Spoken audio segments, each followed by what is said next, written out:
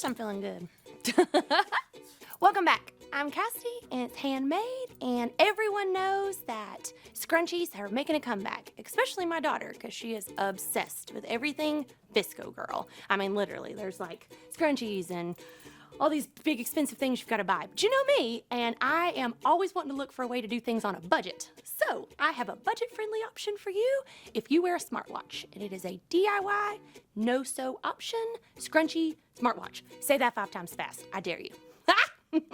So for this project, you will need just a little bit of fabric. You'll need at least 4.5 inches by 25 inches long. So if you're gonna use any scrap from your craft room, just make sure you have enough. I chose this one because I thought it was just perfect for just like an everyday wear.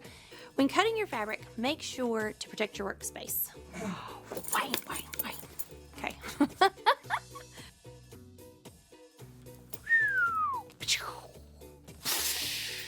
Skills. This is actually a ruler, so I'm gonna lay it here. Right now, I'm just trimming this scrap down to 4.5 inches and then getting my length of 25 inches. So your cutting doesn't have to be perfect because you're just gonna fold it in and scrunch it up anyway. What I found whenever I was making this is that I had these weird rough edges, and when I folded it over, you were still having a lot of strings. So to avoid that, create a little seam like you would with a sewing machine, but with your glue.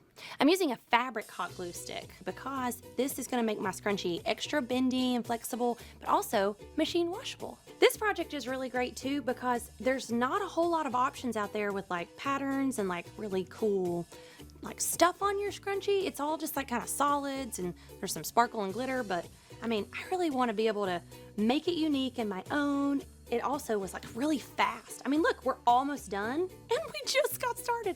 Now that all our edges are glued down, we're gonna turn this into a cylinder. You only want one seam, so just fold her over on itself and glue. Glue this in sections and go kind of slow so that you can make sure your glue doesn't seep out. When you have little gaps, just go back with your detail tip and fill them in. So our cylinder's finished. We need to add in our elastic, and the easiest way to measure it is just wrap it around your wrist and then add an inch on each side.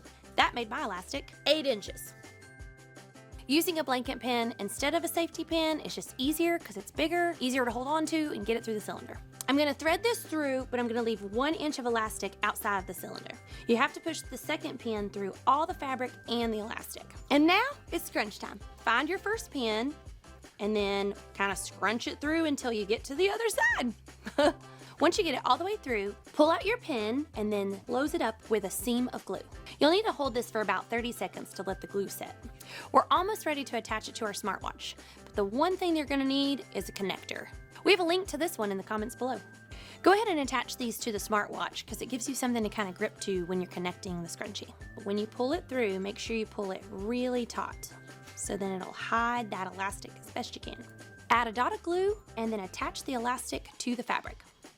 So once you've added your hot glue and you see that you have just a little bit of a lip, just trim it off. And it's adorable! So now you have your super trendy smartwatch band!